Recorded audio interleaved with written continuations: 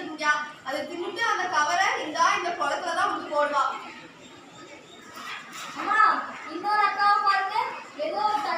இப்போ அந்த மீனை எடுத்துடலாம். மீன் சொல்லி முடிச்சோடனே மீனை எடுத்துடலாம். கையை காங்கலை.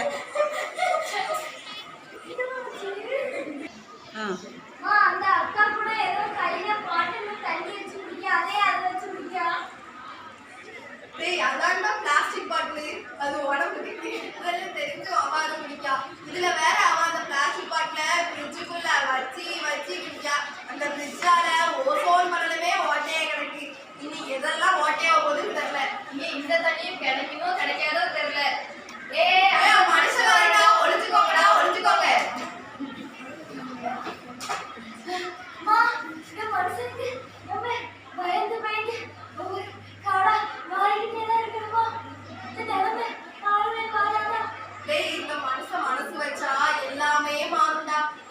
பள்ளிக்கூடத்துல தமிழக அரசு கலை திருவிழான்னு ஒரு போட்டி வச்சு அதுல சூழல் பாதுகாப்பு அனைவரின் பொறுப்பு என தலைப்புல நிறைய விழிப்புணர்வு தராங்க.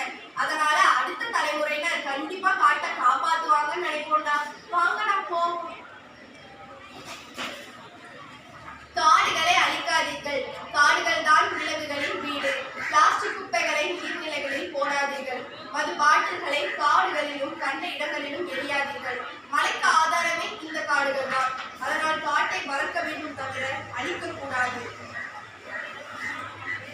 மணிநீரும் மண்ணும் மலையும் அணிநிலர் காடும் உடையது அரண். அத்தகைய அரணுடையதாக நமது மணித்திருநாடு அமையட்டும். வாழ்க பாரதம், வெல்க பாரதம், வளர்க பாரதம். ஜெய் ஹிந்த்.